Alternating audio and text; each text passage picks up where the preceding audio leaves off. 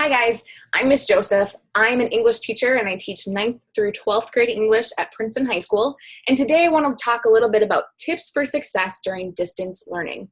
Before we get started, I do want to stress the fact that we're going to talk about distance learning and hybrid learning as kind of the same thing, because at some point, even in the hybrid learning, if that is the model your district is using, you're going to be at home using your technology and your devices to do your learning. So distance learning and hybrid learning, for the purposes of this video, are going to mean the same thing today. Now, I'm also speaking as a teacher from Minnesota.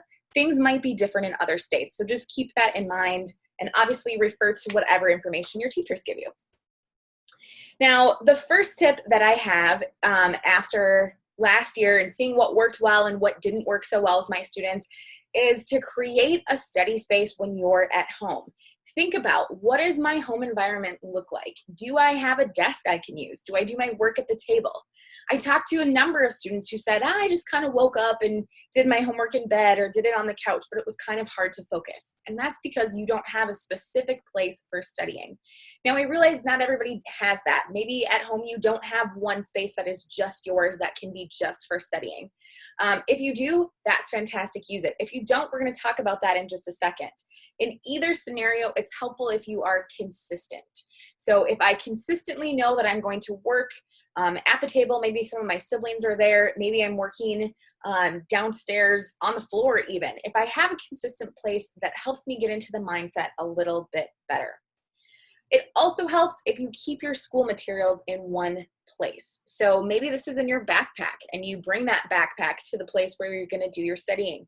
Maybe you have a desk where you can keep things out on your desk so that this is where all of my school material lives and everything else is where it needs to be, but it's not mixed in with my school stuff. This is going to help you get into the school mindset. So I'm in my space. This is where I do work. This is where I'm going to focus.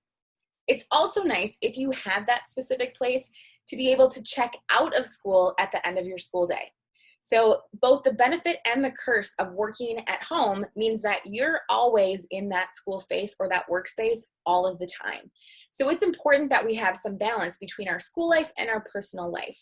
If you know, hey, my school day runs from 9 a.m. to 4 p.m., try and keep that consistent, which we'll talk more about in a second, but know that there should be a time when you're checking out of school at the end of the school day so that you're not working on this around the clock. Now, again, if you don't have a dedicated space that can be just yours for school, have an idea of what you need and grab those things when you get started with your schoolwork. It's always really frustrating if you are deep into your project and then all of a sudden you realize, oh my gosh, I need this textbook, but I'm not really sure where it is. Now you have to go on this journey for your textbook and you have distracted yourself from the work that you were getting done. So grab all of the materials that you need when you get started, and this will help you stay focused longer. The second tip is pretend you're at school. So like I mentioned on the last slide, let's pretend that your school day runs from 9 a.m. to 4 p.m. It is very tempting to sleep in, to hang out, to go hang out with friends, which you shouldn't be doing because we're socially distancing, or to do things that aren't school because theoretically you have more time when you're at home, but really you don't have more time and you want to avoid this. You still have a lot of work to do. Now, the distance learning that we're doing right now is different than the distance learning that we did in the spring. In the spring, that was emergency distance learning. We had less work to cover overall because it was an emergency pandemic situation. We're going into it this year with more time to prepare, with more knowledge about what's going on and how to handle this, so you have closer to a regular workload, at least in the state of Minnesota. So you don't want to spend all of your time doing fun activities and then cramming all of your schoolwork in at the end of the day. That is not going to be helpful or successful for you. So try to follow your school schedule. If I know that I generally have English from 9 to 10 o'clock, that's when I want to try and work on that English work at home. And then I can put myself kind of in that hour of the school day and focus on those things. It's also helpful to check your online LMS, whether that's Google Classroom or Schoology or Canvas, whatever your school or teacher is using, to see what you need to accomplish. Many teachers have things laid out in a day-by-day or a week-by-week setup, so you can check this to see what actually needs to get done. The third tip is to use a planner. Now, every year at our school, we get a stack of paper planners to hand out to our students. And every year when I hand these out, I see students rolling their eyes. I see students leaving their planners behind after they leave that day or tossing them in the trash.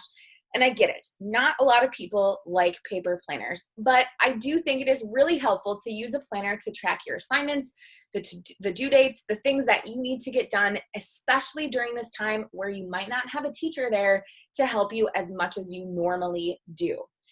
That said, if you don't like a paper planner, you need to figure out something else that works for you. Paper planning works for some people, it doesn't work for others.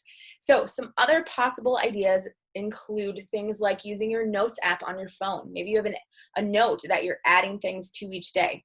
Maybe you email yourself information or assignments. I've had some students text themselves this information as well. Maybe you are a paper planner person. If you are, go for it. See if your school or teacher has paper planners for you. Otherwise, you can get very inexpensive and awesome planners at most stores like Target. You could also consider a digital planner. Almost everybody's phone has a digital calendar that you can add to-dos and events into. There's other digital planning apps. So do some inventorying without spending any money. You can probably find something that works well for you. Now, again, Psychology Today reports that using a paper planner assists individuals with time management, productivity, and stress relief. So even though this might not sound thrilling to you to use a planner, it does have some benefits. Again, find what works well for you. The fourth thing is to reach out for help. I had a couple students talk to me at the end of the year last year and say, I really didn't understand this part of the Odyssey. And I was a little bit frustrated because I checked in with my students multiple times per week. I had like daily check-ins where they had to let me know what they were struggling with. I scheduled Zoom sessions and called homes. And there were so many opportunities for kids to help, but often students are afraid of telling somebody that they don't know what's going on or that they have questions. But the thing is that if you have questions, somebody else probably does as well. So you definitely want to reach out for help. Remember that your teachers are still here to help you. Even if you're all online, if you're an entirely online student, you still have teachers and they are still here to help you. So be sure to contact them. How do you know how to get a hold of them? Check your syllabus or your LMS for teacher contact information. So you can check in there to see, maybe your teacher has office hours. Maybe your teacher is on Zoom from a certain time and you can click on this link to go check in with them. See what it is, but all teachers are offering some sort of help for students who have questions. Some of those might be things like phone calls, video conferencing, and scheduled in-person meetings. Again, the in-person meetings will differ based on your school or your state's distance learning or hybrid plans, but that might be possible for some people. Finally, you should commit. That is my last tip. So remember that what you put in is what you're going to get out of your courses. Now, Carol Dweck is a researcher, and she does a lot of focus on mindset. In her book, Mindset, the New Psychology of Success, she writes, no matter what your ability is, effort is what ignites that ability and turns it into accomplishment. Now, if you are not going to put any work into your courses, you're not going to get much out of your courses. So participate in the discussions that are going on. If those are online discussions, if they're Zoom discussions, get in there and participate and ask those questions. Put effort into your assignments. Again, if you have questions, check with your teacher. We're more than happy to help you with those things. And also important is to use the feedback you receive to revise your work.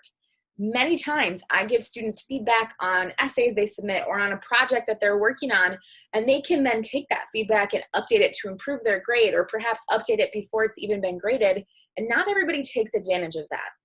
So if you have that opportunity, make sure that you are using the feedback your teacher gives you in order to revise your work.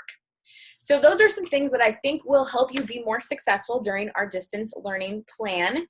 If you have questions about anything in your courses, be sure to check in with your teachers because they are more than happy to help you. Have a great day, guys.